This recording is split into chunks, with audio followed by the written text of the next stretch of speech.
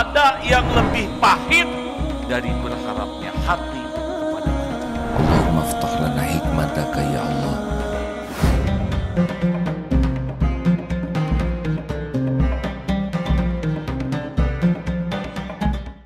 Tuh.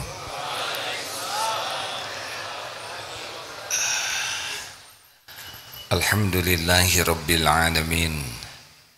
Alhamdulillahilladzi anzala sakinah fi qulubil mu'minin liyazdadu imanan ma'a imanihim. Allahumma salli ala sayyidina Muhammad wa ala alihi wa ashabihi ajma'in. Ya Allah, berkahi majlis ini.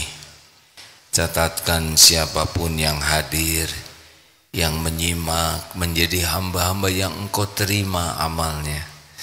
Allahumma inna nas'aluka imanan kamilan. Kami mohon kepadamu ya Allah iman yang sempurna, wa yaqinan shadiqan, keyakinan yang benar, wa qalban khashian, hati yang khusyuk kepadamu, wa lisanan dzakiran, lisan yang selalu basah menyebut namamu. Ya Allah, lindungi majlis ini dari niat, ilmu, amal yang tidak berkah. Amin ya rabbal alamin. Hadirin, orang yang paling sukses adalah orang yang paling membawa manfaat. Khairun nas anfa'uhum linnas. Sebaik-baik manusia, manusia yang banyak memberi manfaat. Jadi banyak ilmu tapi kurang manfaat. Dia seperti keledai bawa buku. Bukunya manfaat tapi bagi keledai cuma beban. Sama orang-orang yang punya jabatan, kedudukan, popularitas, kalau tidak manfaat dia rugi. Bagaimana supaya kita manfaat untuk orang lain? Nah, harus dari mana? Kita ingin bisa manfaat bagi masyarakat, bagi tetangga, bagi keluarga. Kita ingin bisa mengubah kakak, adik, suami, istri. Dari mana? Dari mana? Harus dari diri sendiri. Ada satu ayat surat Al-An'am. Sebentar ya.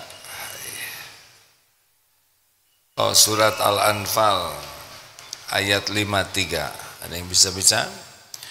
Dzalika bi annallaha, yang demikian itu adalah bi annallaha yaku mughayyiran ni'matan an'amaha ala qaumin hatta yughayyiru ma bi anfusihim wa innallaha sami'un alim.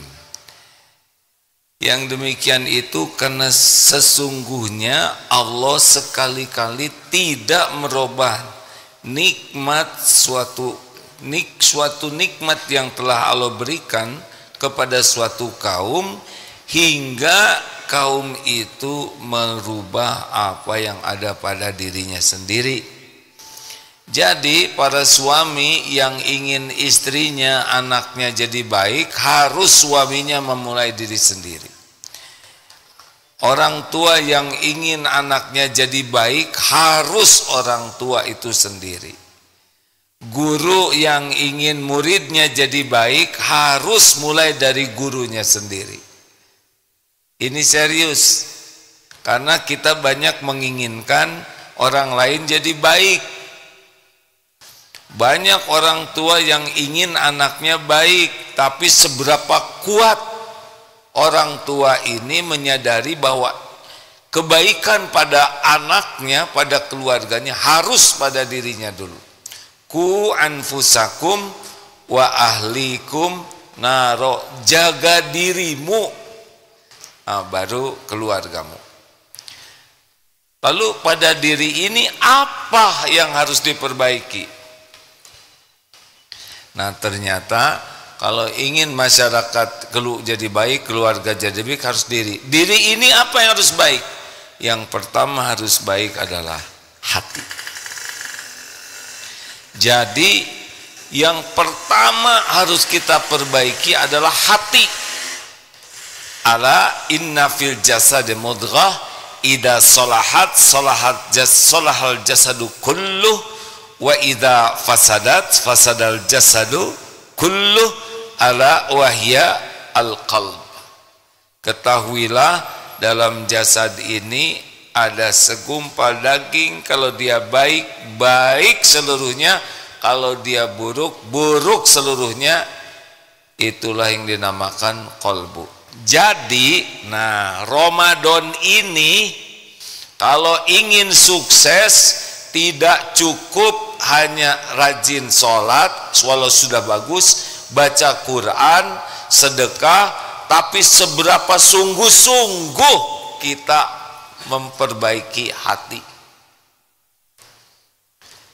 Pertanyaannya, bagaimana pelajaran terpenting dalam Ramadan memperbaiki hati?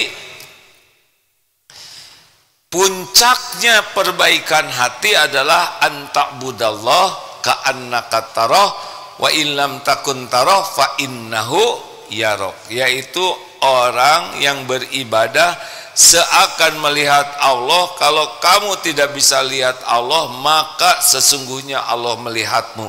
Ini yang sangat penting kita latih setiap saat adalah merasa dilihat, ditatap, disaksikan Allah. Kalau ini dilatih terus, dampaknya cepat sekali perubahan pada diri kita. Satu, kalau kita sudah yakin Allah maha melihat, asyahid, maha menyaksikan, satu, kita akan sulit berbuat maksiat. Jadi kalau hati seseorang sudah yakin ini Allah melihat kita, menyaksikan, menatap, mengetahui, khabirum bima ta'malun, mengetahui dengan teliti apa yang kita lakukan. Iya, setiap saat Allah maha melihat, kita disaksikan Allah, sulit maksiat, akhlak berubah. Kenapa kita maksiat? Karena hatinya tidak yakin Allah melihat dirinya. Benar? Kalau yakin Allah mendengarkan setiap ucapan, dia tidak sembarang bicara. Kenapa sembarang bicara? Kenapa celetak-celetuk? Kenapa banyak komentar? Kenapa berdebat? Kenapa bohong? Kenapa gibah? Karena dia tidak yakin Allah sedang memperhatikan obrolannya. Latih ini hadirin jamaah, adik-adik, latih ada Allah yang sedang menyimak. Seperti sekarang, Allah sedang melihat, menyaksikan, mendengarkan, mengetahui segala sesuatu. Dua, kalau kita yakin Allah maha melihat, maha menyaksikan, insya Allah kita akan jadi orang ikhlas. Cukup udah, kalau Allah sudah melihat kita, sudah selesai itu urusannya. Orang lain mau lihat, mau tidak lihat, mau tahu, mau tidak tahu, mau menghargai, tidak menghargai, sudah selesai itu urusan dengan penilaian makhluk. Kenapa kita sering kecewa, jengkel, sakit hati, kesel? Karena kita ngarep-ngarep dari selain Allah. Sedangkan orang yang sudah melatih dirinya, Allah melihat dirinya, sudah selesai. Asal diterima Allah, udah selesai urusan. Orang mau menghargai atau tidak, berterima kasih atau tidak, itu sudah tidak jadi ribet. 3, akan khusyuk dalam doa dan ibadah. Orang yakin Allah melihat, walaupun mungkin bacaan Quran belum paham, solat kita belum paham seluruhnya, tapi yakin Allah melihat dirinya,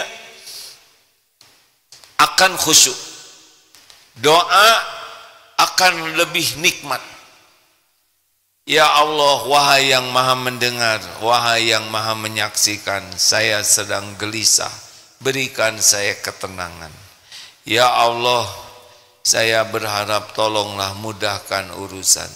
Wahai pemilik langit dan bumi, lembutkan hati pendamping hidup saya. Lebih mudah, maunya doa terus. Karena yakin Allah maha mendengar, maha memperhatikan. Enak sekali ini kan? Enak. Bisa minta kepada Allah setiap saat itu enak. Kenapa kita jarang doa? Kenapa doa kita tidak nikmat? Karena kita belum yakin ada Allah Sami'un Alim, maha mendengar dan maha mengetahui. 4, kalau kita yakin Allah maha dekat, maha mendengar, maha menyaksikan, kita tidak akan merasa sendiri. Walau kita dalam kesulitan, kita yakin Allah tahu kesulitan kita. Yang sedang jatuh tempo hutang, yakin Allah tahu kita jatuh tempo. Yang kontrakannya habis, yang harus bayar anak sekolah, yang sakit, yang di penjara, yang di sel isolasi, yang benar-benar tidak ada siapapun, bahkan tidak dikasih cahaya, yakin Allah melihat, mengetahui, sehingga kita tidak merasa ditinggalkan siapapun. La ta'khuduhu sinatu wala naum. Allah tidak ngantuk, Allah tidak tidur. Jadi enak sekali nih. Kita kan menderita tuh karena merasa sendiri. Yang belum punya jodoh, yakin Allah tahu dirinya belum punya jodoh. Yang belum punya anak, yakin Allah tahu dan tahu keinginan hatinya. Jadi beda suasana hatinya kalau yakin ada Allah yang sudah tahu keadaan kita. Kita kan sering sekali mengharapkan orang lain tahu, paham, kemudian nolong kita. Ini enak hadirin. Hidup yang merasa Allah mengetahui segala keadaannya, pikirannya, hatinya, keperluannya, keinginannya. Allah tahu juga apa yang terbaik. Misal suami istri membahas anaknya mau sekolah di mana. Yakin ini anak ciptaan Allah, ini anak milik Allah. Allah tahu bakat karakter yang terbaik buat anak ini. Jatuhnya istiqoroh dua-duanya, musyawarah tidak bertengkar. Ini mau beli barang, mau beli tempat, mau beli rumah, beli kendaraan, yakin Allah tahu ini baik atau tidak. Jatuhnya dengan keinginan malah jadi minta yang terbaik kepada Allah, tidak ngotot. Bisa dipahami hadirin? Kenapa kita tidak buka?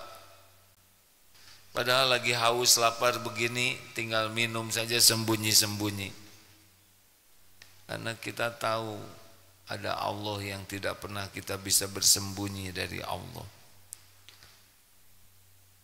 Yang keberapa? Yang kelima, dengan yakin Allah Maha menyaksikan segalanya, kita akan beda melihat kehidupan ini, bahwa ada di dunia ini penjahat, orang yang nipu, orang yang merampok, orang yang zolim, dan lari, tidak kelihatan, tidak ketemu. Yakin Allah tahu di mana dia berada. Kalaupun tidak ketemu di dunia, yakin akan ada pertemuan di akhirat dan balasan akhirat. Seperti di Palestina, ya, kita sedih terhadap saudara kita di Palestina. Ada yang lebih sayang kepada orang Palestina. Siapa? Siapa? Allah.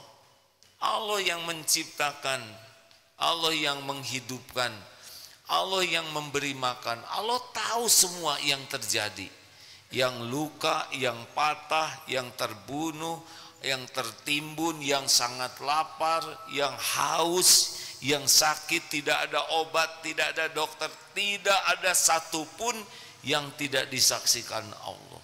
Dan Allah punya perhitungan. Lalu kalau Allah Maha Baik, kenapa tidak nolong? Yang tidak ditolong itu adalah yang tidak punya iman. Mungkin terancam, tapi hatinya dibuat percaya jaminan Allah. Ini mahal. Kok itu orang tidak pernah sholat, banyak uangnya, kenapa dia enak-enak aja? Justru musibah terbesarnya itu dia tidak bisa sholat. Jadi jangan iri sama orang tidak sholat kaya, karena ya dia sehat-sehat saja. Justru ruginya itu bukan sakit badannya, tapi sakit hatinya, batinnya tidak mengenal Allah. Makanya harus dilatih setiap saat. Wa huwa ma'akum aynama kuntum wallahu bima ta'maluna basir. Dan dia, Allah, bersamamu dimanapun kau berada, dan Allah maha melihat apapun yang kau kerjakan. Terus ini dilatih, bukan hanya waktu siang saja.